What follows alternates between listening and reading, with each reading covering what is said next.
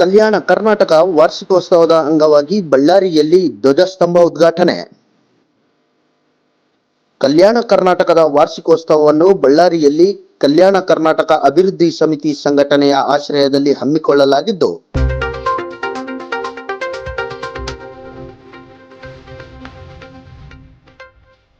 ಬಳ್ಳಾರಿ ನಗರದ ಕೌಲ್ ಬಜಾರ್ ಪ್ರದೇಶದ ಮೊದಲನೇ ಗೇಟ್ ಹತ್ತಿರ ನಿರ್ಮಿಸಲಾದ ಧ್ವಜಸ್ತಂಭವನ್ನು ಭಾವೈಕ್ಯತೆಯ ಪ್ರತೀಕವಾಗಿ ಪಾಲಿಕೆಯ ಮಹಾಪೌರರಾದ ಮುಲ್ಲಂಗಿ ನಂದೀಶ್, ಪಾಲಿಕೆ ಸದಸ್ಯ ಪಿ ಗಾದ್ಯಪ್ಪ, ಸಮಿತಿಯ ಸಂಸ್ಥಾಪಕರಾದ ಪಿಎಂ ಈಶ್ವರಪ್ಪ, ಕಲ್ಯಾಣ ಕರ್ನಾಟಕ ಭಾಗದ ಅಧ್ಯಕ್ಷರಾದ ಕೊಳಗಲ್ಲು ಯು ಯರ್ರಿಸ್ವಾಮಿ ಅವರು ಧ್ವಜಾರೋಹಣ ನೆರವೇರಿಸಿ ಪ್ರಾದೇಶಿಕ ಹೋರಾಟವನ್ನು ಮಹತ್ವವನ್ನು ಉಲ್ಲೇಖಿಸಿದರು.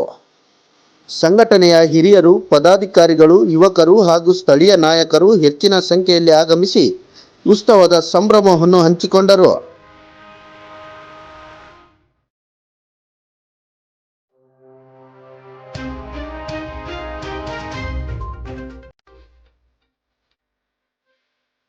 ಧ್ವಜಸ್ತಂಭದ ಉದ್ಘಾಟನೆಯೊಂದಿಗೆ ವಾರ್ಷಿಕೋತ್ಸವದ ಕಾರ್ಯಕ್ರಮಗಳು ವಿವಿಧ ಸಾಂಸ್ಕೃತಿಕ ಜಾಗೃತಿ ಚಟುವಟಿಕೆಗಳ ಮೂಲಕ ಮುಂದುವರಿಯಲಿದ್ದು, ಬಳ್ಳಾರಿ ನಗರಾದ್ಯಂತ ಉತ್ಸವ ಸಡಗರ ವಾತಾವರಣ ನಿರ್ಮಾಣವಾಗಿದೆ.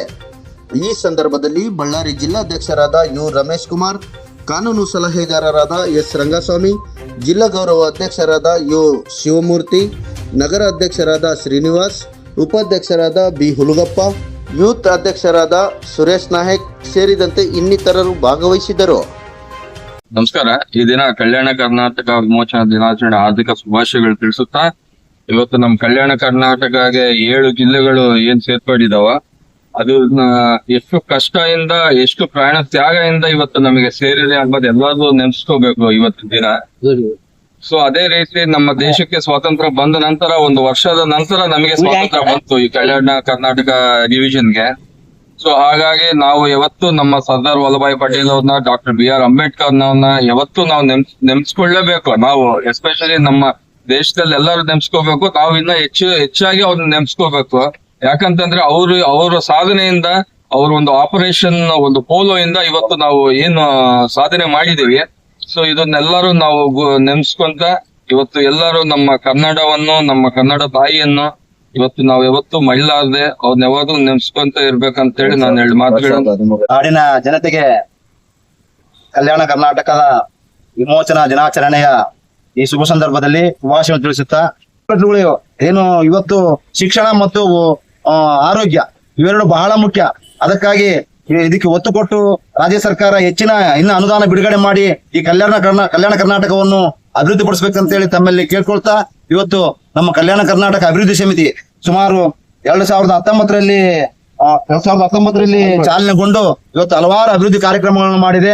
ಇಂತಹ ಕಲ್ಯಾಣ ಕರ್ನಾಟಕ ಸಮಿತಿಯುವಂತ ಸಮಿತಿಗಳು ಇಡೀ ಬಳ್ಳಾರಿಯಂದಲ್ಲ, ಈ ಪ್ರತಿಯೊಂದು ತಾಲೂಕಿನಲ್ಲಿ ಆಗ್ಬೇಕು, ಈ ಕಲ್ಯಾಣ ಕರ್ನಾಟಕದ ಎಲ್ಲಾ ಜಿಲ್ಲೆಗಳೆಲ್ಲ ಆಗ್ಬೇಕು.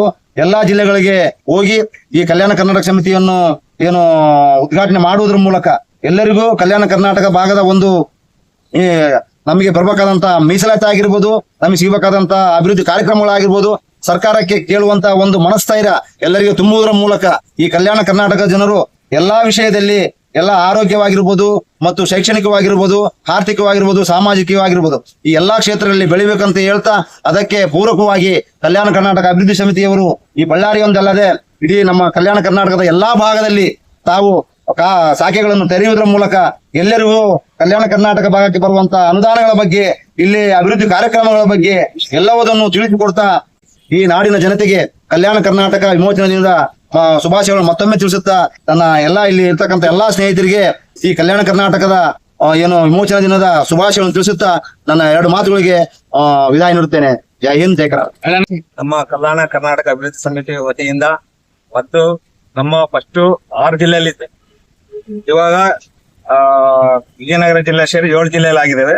ಅದನ್ನು ಅಭಿವೃದ್ಧಿ ಪಡಿಸಬೇಕು ಅಂತ ಹೇಳಿ ನಮ್ಮ ಪ್ರಥಮ ಬಾರಿಗೆ ನಮ್ಮ ಕೋಲ್ ಬಾಜಾರಲ್ಲಿ ಇವತ್ತು ಸಂಬಂಧಪಟ್ಟ ನಮ್ಮ ಸಂಘಟನೆಯರು, ನಮ್ಮ ಕಾರ್ಯಕರ್ತರು, ನಮ್ಮ ಅಧ್ಯಕ್ಷರು, ಉಪಾಧ್ಯಕ್ಷರು, ಪ್ರಧಾನ ಕಾರ್ಯದರ್ಶಿ ಎಲ್ಲರೂ ಸೇರಿ ಈ 1 ವಾರದಿಂದ ಕಷ್ಟಪಟ್ಟು ಇದೊಂದು ಕಲ್ಯಾಣ ಕರ್ನಾಟಕ ಅಭಿವೃದ್ಧಿ ಒಂದು ನಡೆಸಬೇಕು ಅಂತ ಹೇಳಿ ಈ ದಿನದಲ್ಲಿ, ಮುಂದಿನ ದಿನದಲ್ಲಿ ಎಲ್ಲಾ ಸವಲತ್ತುಗಳು ಬರ್ತಾ ಇದಾವೆ.